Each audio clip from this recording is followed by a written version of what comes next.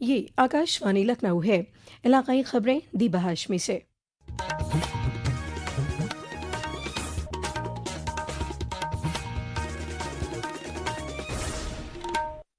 वज़ीर आला योगी आदित्यनाथ ने कहा है कि अक़ीदतमंदों और कल्पवासियों के तहफ़्फ़ुज़ में किसी भी तरह की लापरवाही नहीं होनी चाहिए। माघ मेले में मज़ाकिरात कोऑर्डिनेशन के साथ सभी ख़ुसूसी स्नान पुरअमन तरीक़े से मुनक़िद होने चाहिए। वज़ीर आला कल प्रयागराज में माघ मेले के इंतज़ामात और स्नान पर्व की तैयारियों के मुआयने के बाद मेला अथॉरिटी के साथ जायज़ा मीटिंग में अफसरान को यह काम दे रहे थे। मीटिंग के बाद नामानिगारों से बातचीत करते हुए जनाब योगी ने कहा कि इंतज़ामिया चौकसी तकनीकी के इस्तेमाल और सभी महकमों के आपसी ताउन से अक़ीदतमंदों की सहूलत और हिफाजत यकीनी की जा रही है। इस पूरे आयोजन के लिए प्रशासन ने, पुलिस ने और सभी संबंधित विभागों ने अपनी पूरी तैयारियां की हैं। पहले की तुलना में घाटों की लंबाई बढ़ाई है, स्वच्छता का विशेष ध्यान दिया गया है। भीषण शीत लहरी है, इसमें बचाव के लिए आवश्यक उपाय किए गए हैं। पब्लिक एड्रेस सिस्टम के साथ ही मेला से जुड़े हुए मेला सेवा ऐप का भी शुभारंभ करते हुए किसी भी कल्पवासी को, किसी भी संत को, किसी भी श्रद्धालु को अगर कोई सेवा लेनी हो, किसी प्रकार की कोई उनकी यहाँ कोई किसी प्रकार की समस्या हो तो इससे संबंधित वह अपने इस मोबाइल ऐप के माध्यम से भी जानकारी लेकर के और अपनी जानकारी देकर के उस सेवा का उपयोग कर सकता है। इससे कबल वज़ीर आला ने मुख्तलिफ रूहानी प्रोग्रामों में शिरकत की। वज़ीर आला माघ मेले में मुनक़िद जगत गुरु रामानंदाचार्य के 726वें प्राकट्य महोत्सव में भी शामिल हुए। मरकजी वजीर बराए नौजवानों की उमूर और खेल मनसुख मांडविया ने कहा है कि मुल्क के मुस्तकबिल को शेप देने में नौजवानों का खुसूसी रोल है। कल नई दिल्ली में विकसित भारत यंग लीडर्स डायलॉग 2026 की इफ्तिताही इजलास को खिताब करते हुए जनाब मांडविया ने कहा कि ये डायलॉग 2047 तक विकसित हिंदुस्तान की तामीर के लिए नौजवानों के हुनर और क्रिएटिविटी को पहचानने का एक अमल है।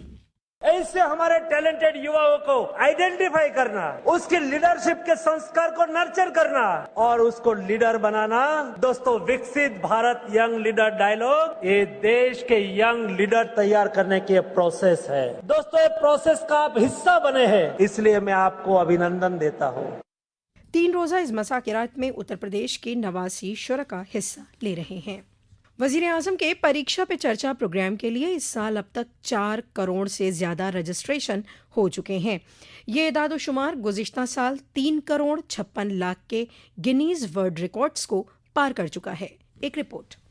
केंद्रीय शिक्षा मंत्री धर्मेंद्र प्रधान ने बताया कि ये पहल वार्षिक संवाद कार्यक्रम से आगे बढ़कर विद्यार्थियों के लिए परीक्षा का तनाव दूर करने का राष्ट्रव्यापी आंदोलन बन चुका है। शिक्षा मंत्री ने विद्यार्थियों से कार्यक्रम में भाग लेकर प्रधानमंत्री के मार्गदर्शन का लाभ उठाने को कहा। इस वर्ष के लिए पंजीकरण 1 दिसंबर 2025 से शुरू हो चुका है। MyGov पोर्टल पर पंजीकरण कराया जा सकता है। शिक्षा मंत्रालय के अनुसार भाग लेने वाले विद्यार्थियों की भारी संख्या कार्यक्रम की बढ़ती लोकप्रियता और परीक्षा का तनाव दूर करने तथा शिक्षा के प्रति सकारात्मक सोच को बढ़ावा देने में इसकी कारगर भूमिका का प्रमाण है। स्कूली शिक्षा और साक्षरता विभाग प्रतिवर्ष इस कार्यक्रम का आयोजन करता है। कार्यक्रम में प्रतिभागियों को पढ़ाई लिखाई के दौरान मानसिक स्वास्थ्य और व्यक्तिगत विकास के बारे में प्रधानमंत्री से सीधे बातचीत करने का अवसर मिलता है। शिक्षा मंत्रालय ने अधिक से अधिक विद्यार्थियों से इस कार्यक्रम के लिए पंजीकरण कराने को कहा है। समाचार कक्ष से आनंद पाठक।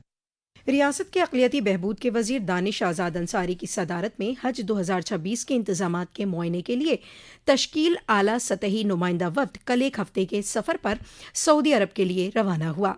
मरकजी अक़लियती बहबूद वजारत के जरिए तश्कील ये नुमाइंदे वफ्द हज के सफ़र के दौरान हाजियों के मुख्तलिफ इंतजामात से मुतल्लिक़ ज़रूरी फ़ैसले करेगा। इस नुमाइंदे वफ़द में दिल्ली रियासती हज कमेटी के एग्जीक्यूटिव अफसर, बिहार हज कमेटी के एग्जीक्यूटिव अफसर और हज कमेटी ऑफ इंडिया के डिप्टी एग्जीक्यूटिव अफसर भी शामिल हैं। रियासत में सयाही खिदमात की तोसी के लिए होम स्टे और ब्रेड एंड ब्रेकफास्ट स्कीम पर उत्तर प्रदेश महकमा सयाहत 14 से 30 जनवरी तक रियासत गिर बेदारी मुहिम चलाएगा। ये मुहिम रियासत के सभी खुसूसी सयाही मकामात वाले शहरों में चलाई जाएगी, जिसमें स्कीम की तशहीर के साथ इल्तिबा तजावीज़ का टेस्ट कर अहल दरख्वास्त दहंदगान को फौरी रजिस्ट्रेशन सर्टिफिकेट भी दिया जाएगा। महकमे ने इस मुहिम के लिए फी ज़िला 2 लाख रुपए का बजट अलॉट किया है, जो बेदारी प्रोग्रामों और तशहीरी अशिया पर खर्च किया जाएगा। ये मुहिम रियासत के सयाही इको सिस्टम को मजबूत करने की सिमत में एक खुसूसी कदम साबित होगा। उत्तर प्रदेश में आज सुबह से ही मौसम में मिले जुले मिजाज की खबर है। कई मकामात जैसे जौनपुर, लखनऊ में धूप खिली हुई है। कुछ मकामात पर ठंड जारी है। खुसूसी तौर से मगरबी उत्तर प्रदेश और निचले इलाकों में कोल्ड डे के हालात बने हुए हैं। महकमा मौसमियात के मुताबिक आइंदा 3 रोज तक बेशतर अजला में घने कोहरे के साथ शदीद ठंड का सिलसिला जारी रहेगा। इसी के साथ आकाशवाणी लखनऊ से इलाकाई खबरों का ये बुलेटिन खत्म हुआ। अगला बुलेटिन दोपहर 2 बजे FM पर नश्र किया जाएगा।